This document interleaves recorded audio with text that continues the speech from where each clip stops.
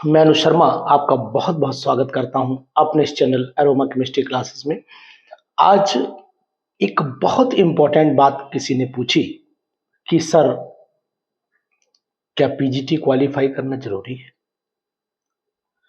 तो मुझे समझ में आया कि आपको ये बात जरूर पता हो जानी चाहिए कि पीजीटी एग्जामिनेशन एक परीक्षा ही नहीं, बल्कि इस समाज को एक नई दिशा में शिक्षित करने का प्रयास भी होता है। जहां तक मैं मानता हूं कि आपका वर्चस्व, आपकी पहचान भले ही कितनी क्यों ना हो, लेकिन अगर आप कक्षा 12 के बच्चों को पढ़ाने में इंटरेस्ट रखते हैं या उन्हें पढ़ाते हैं, तो कभी ना कभी आपसे बहुत सारे लोग ये सवाल जरूर पूछते होंगे और पूछते हैं। ये भी बिल्कुल तय है कि बेटा, अभी कहीं किसी इंटर कॉलेज में लग रहा है कि आपकी व्यवस्था या आपने कोई एग्जाम नहीं क्वालिफाई कर पाए। मेहनत आप बहुत करते हैं, लेकिन नसीब आपका खराब है, हो आपको परीक्षा शायद आप नहीं निकाल पा रहे, कोई इंटर कॉलेज व्यवस्था नहीं हो पाई आपकी। ये क्वेश्चन लगभग बहुत लोगों से पूछा गया और पूछा जाता रहा, क्योंकि ये समाज है। समाज में आप अपनी एक पहचान अगर बनाना चाहते हैं, तो मैं आपको बताना चाहूंगा कि पीजीटी एग्जामिनेशन चाहे जीआईसी का हो, पीजीटी एग्जामिनेशन चाहे एडेड कॉलेज का हो, पीजीटी एग्जामिनेशन चाहे आपका केंद्रीय विद्यालय का हो, पीजीटी एग्जामिनेशन चाहे नवोदय विद्यालय का हो, किसी भी स्टेट का, किसी भी मीन्स सरकारी या गैर सरकारी संस्थाओं से अगर जुड़ा हुआ पीजीटी एग्जामिनेशन है और वो गवर्नमेंट से कहीं ना कहीं एडेड स्कूल से भी जुड़ा है, तब भी आपको मैं ये बताऊंगा कि आपका अपना लेवल तैयार हो जाता है। यानी आप एक अपने मुकाम को पाने की क्षमता का प्रदर्शन समाज के सामने कर सकते हैं। आपने परीक्षा दीजिए, उसको क्वालिफाई कीजिए। जैसे अगर समाज को बताना है कि नहीं, मेरे अंदर कैलिबर है, तो परीक्षा दीजिए, उसको क्वालिफाई करिए। कॉलेज भले ज्वाइन ना करिए, कम से कम एक बार मन को संतुष्टि जरूर हो जाएगी कि यार, परीक्षा निकालने का कैलिबर मेरे लिए है, मैं रिजाइन कर सकता हूं, परीक्षा को मैं छोड़ सकता हूं, परीक्षा को। वो बात अलग है।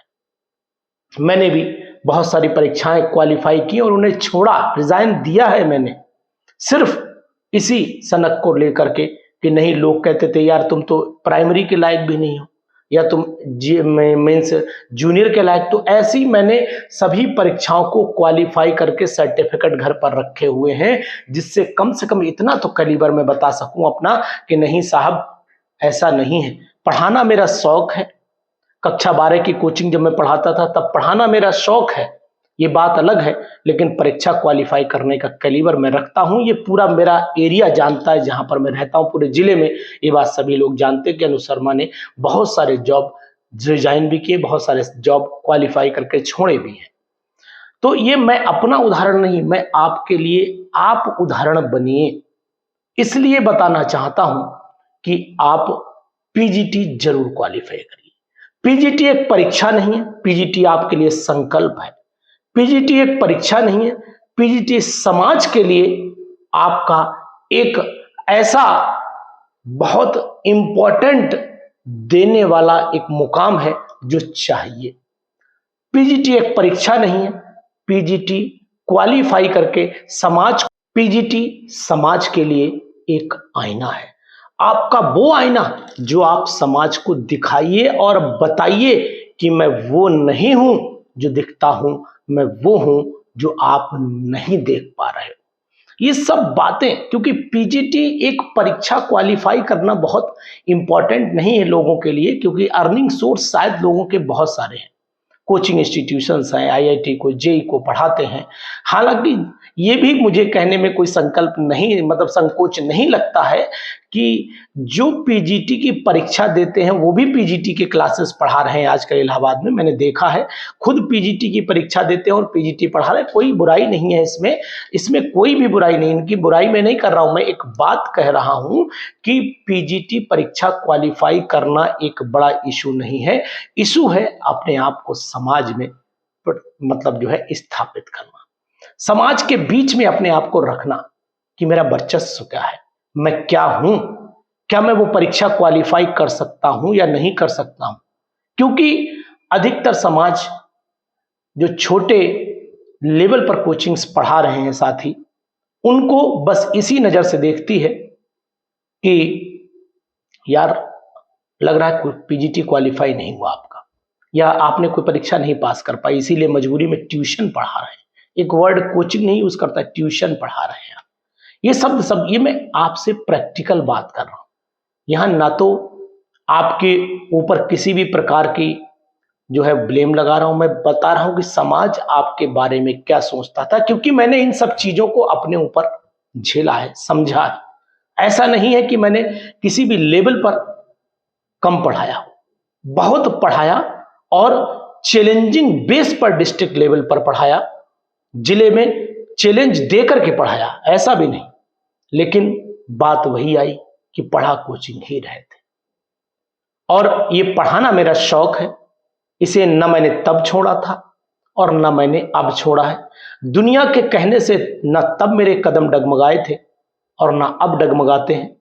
कदम आपके कभी नहीं डगमगाने चाहिए, डिमोरलाइजेशन कभी नहीं आना चाहिए। पढ़ाते हो जम के पढ़ाओ, लेकिन एक बार पीजीटी निकाल कर तो दिखाओ कि देखो केवल कोचिंग पढ़ाना मेरा शौक नहीं है, शौक तो मैं ये भी रखता हूं कि तुम जैसी कहने वाले लोगों के मुंह पे तमाचा भी मार सकता हूं। परीक्षा निकाल के दिखाई है, देखो ये रहा मेरा रिजल्ट, तब बात बनेगी। तो मैं बिल्कुल आपको इस बात से नहीं नकारूंगा कि अगर आपकी बहुत अच्छी इंस्टीट्यूशन चल रही है, बहुत अच्छी कोचिंग आप पढ़ा रहे हैं, बहुत अच्छा आपकी सोर्स ऑफ इनकम है, मोस्ट वेलकम, करते रहिए। लेकिन एक बार समाज को ये तमाचा जरूर दीजिए कि दोबारा ये ना कहने पाए कि तुम्हारे बस का काम नहीं है पीजीटी निकालना। उन्हें बताओ कि तुम जो देखते हो वो होता नहीं है, हम जो दिखाएंगे वो तुम देखोगे। क्योंकि परीक्षा निकाल देने से सबसे बड़ी संतुष्टि आपको तो मिलेगी ही, लेकिन आपके प्रति समाज का जो रुख है वो बदल जाएगा। जो प्राइमरी में मेरी बहनें हैं, जो प्राइमरी में भाई लोग पढ़ा रहे हैं, चाहे वो इस जिले के हों, चाहे वो किसी और जिले के हों, चाहे वो किसी और स्टेट के हों, चाहे वो किसी भी एरिया से जुड़े हुए हों, अगर वो प्राथमिक विद्यालयों में पढ़ाते हैं और जाते हैं पढ़ाने कक्षा 12 के बच्चों को, तो कक्षा 12 का बच्चा आपसे एक बार जरूर पूछता है कि सर किस कॉलेज में पढ़ाते हैं आप, ये वर्ड होते हैं उसके, देखा है मैंने। तो आप बताएंगे हम प्राथमिक विद्यालय में। आप को बताते हुए ये बिल्कुल थोड़ा सा मन में एक बार को आएगा कि उसने कॉलेज पूछा था, उसने विद्यालय पूछा था, तो मैंने बताया, लेकिन मन में कहीं ना कहीं कसक जरूर बनी रहती कि काश मैं भी इंटर कॉलेज में होता, मैं भी डिग्री कॉलेज में होता। देखिए, हर इंसान का अपना एक ख्वाब है, हर इंसान की अपनी एक इच्छा है, सभी की इच्छाएं पूरी नहीं होती, ये भी जानते हो। मैं कुछ बनना चाहता हूं, कुछ बन जाता हूं, ये सब हमारे भाग्य के साथ में कहीं ना कहीं कर्म भी जिम्मेदार हो जाते हैं। तो यहां मैं आपसे ना तो भाग्य की बात करने आया हूं, ना तो कर्म की बात करने आया हूं।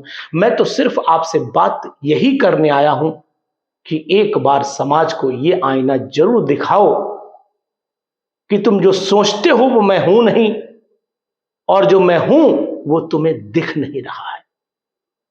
मैं कक्षा 12 की कोचिंग पढ़ा रहा हूं, तो क्या कक्षा 12 को पढ़ाने के लिए वो परीक्षा क्वालिफाई नहीं कर सकता हूं जो परीक्षा ये गवर्नमेंट लेती है? क्या मेरा लेवल वो नहीं है कि जो मैं परीक्षा क्वालिफाई कर पाऊं और अपने वजूद पे कर पाऊं? अगर आप कर सकते हो तो ये काम इस बार करके दिखा दो, तो इस समाज का मुंह बंद हो जाएगा। और कहने को तो ये भी कहते कि समाज तो समाज है, कहता ही रहेगा, लेकिन ये बात भी बिल्कुल तय है कि अगर वाकई में आपके अंदर कैलिबर है और कक्षा 12 के बच्चों को पढ़ाने की क्षमता आप रखते हो, तो इस सरकार को क्यों नहीं दिखाते कि मेरे अंदर कैलिबर है। मैं परीक्षा निकाल करके दिखा रहा हूं आपको, जिससे कि भले आप कल उस जॉब को छोड़ देना, कल ज्वाइन मत करने जाना, लेकिन जो चारों तरफ तुम्हारे बच्चे बैठे हुए हैं पढ़ाने के लिए, जिन्हें आप पढ़ा रहे हैं, उनसे ये सीना तान के कह पाओगे कि देखो बेटा, मैंने उस सन में पीजीटी क्वालिफाई किया था, देख लो ये रिजल्ट रखा नहीं, नेट पे जाके सर्च कर लेना, हमने उस सन में ये वाला रिजल्ट क्वालिफाई करके दिखाया था। ऐसा नहीं कि केवल ट्यूशन आपको पढ़ा रहे हैं, ट्यूशन हमारा पढ़ाना शौक है। ये बात बताओगे तो गंभीरता आएगी, लोगों में समझ में आएगा कि नहीं, जो इंसान यहां पढ़ा रहा है वो केवल मजबूरी नहीं उसकी कोचिंग उसका शौक है। शौक ऐसा रखिए जिसे कहने में गर्व होना चाहिए।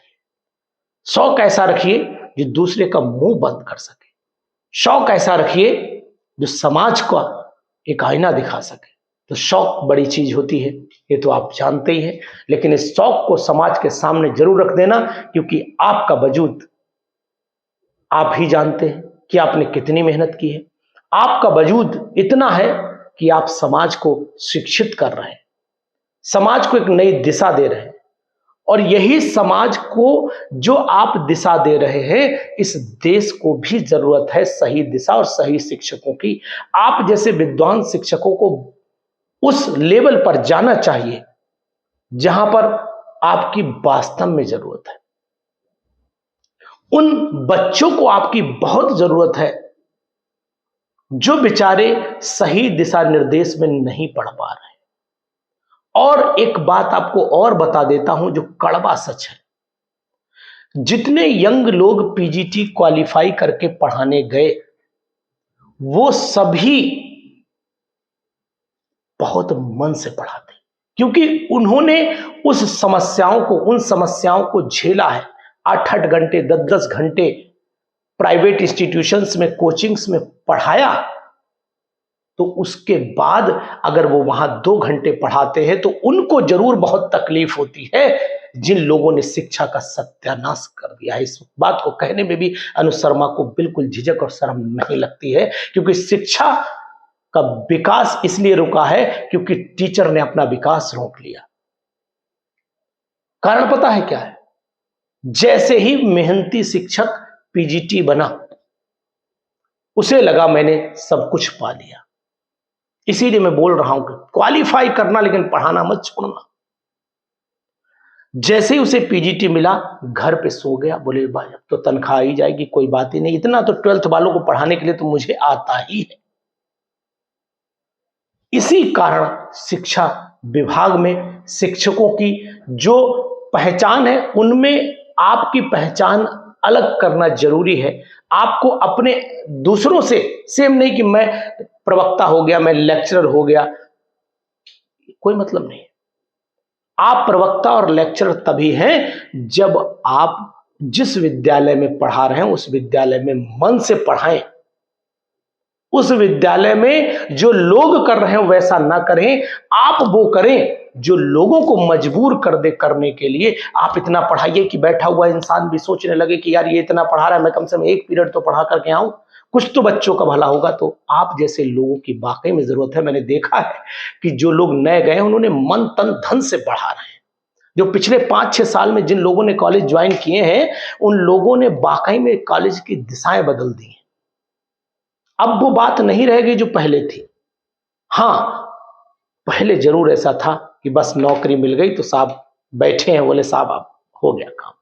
तो ये सब चीजें ना तो अब यंग लोगों में रह गई हैं, न तो मेरे अंदर है, और ना ही मैंने अपने साथियों के जो लोग ज्वाइन कर चुके उनके अंदर भी ये चीजें नहीं देखी हैं। वो लोग मन से जाते हैं, पढ़ाते हैं और बढ़िया करके मेहनत से आत्मसंतुष्टि लेकर के आते हैं। यार आज पढ़ाया, अच्छा लगा। आज वही चीज आपके अंदर भी देखना चाहता हूं कि आप पीजीटी क्वालिफाई करिए, इस समाज की दिशा को बदलने का कार्य और संकल्प लीजिए पीजीटी क्वालिफाई करके। लेकिन पढ़ाना बंद मत करिएगा। अगर शौक कोचिंग पढ़ाने का है तो बरकरार रखिएगा, अगर शौक आपको पढ़ाने का है तो उसे भी बरकरार रखिएगा। जैसे भी आपका जो भी शौक है पढ़ाने का उसे बरकरार रखते हुए पीजीटी क्वालिफाई करिए, ये मेरा आपसे निवेदन भी है। और इस समाज को दिखाने के लिए वो आईना भी आप दे दीजिए कि देखो शौक में पढ़ाता था, ऐसे यूं ही नहीं कि केवल टाइम और रोटी के लिए पढ़ाता था। ये बात रखिए।